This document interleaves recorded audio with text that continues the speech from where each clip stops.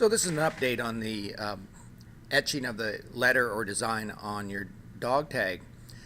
We've had some problems with the cutting through the tape, and that's got to be corrected. So our new plan is to cut your letter,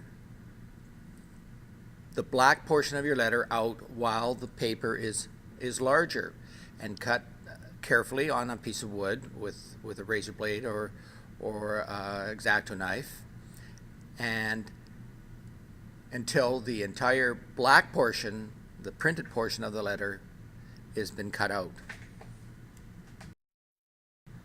Once you've done that, you can cut around the letter in the white part of the paper that can be glued on to your dog tag. So I'm just trimming it here so that it'll fit nicely on the dog tag. Then I'm going to, after I finish trimming it here,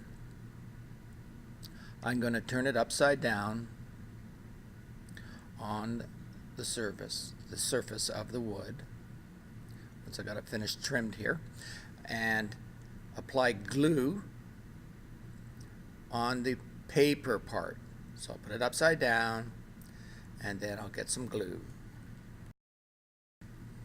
Now I'm just going to put a little glue on the end of my finger so I can dab it on. Be very careful because there's a lot of loose pieces there that stick out, and you could crumple it.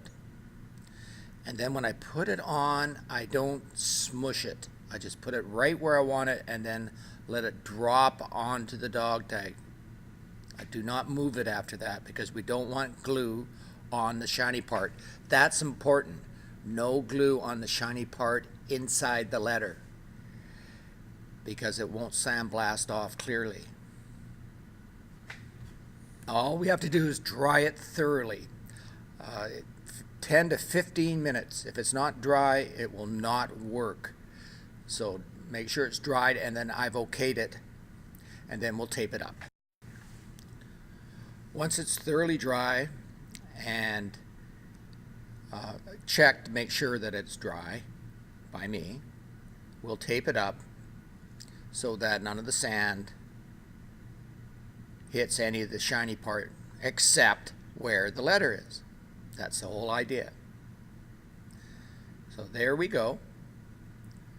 Off to the sandblaster. But I forgot to check. So this is how I'm going to check. I'm going to use the razor blade to make sure that it's dry and not going to move. And then off to the sandblaster. I'm very careful at the sandblaster, and I'm just feathering that treadle valve on the floor just to get the sand just directly over the letter so that we're not blowing air and blowing apart that paper and ruining our hard work. Of course, we've been taught how to sandblast. Now we're going to quickly take off the tape and see what we accomplished here. And I can't get a very good view here. So I took it in better light in the auto shop, and there you can see our W etched very nicely. So that's the new process. That's how you do it. Thank you very much.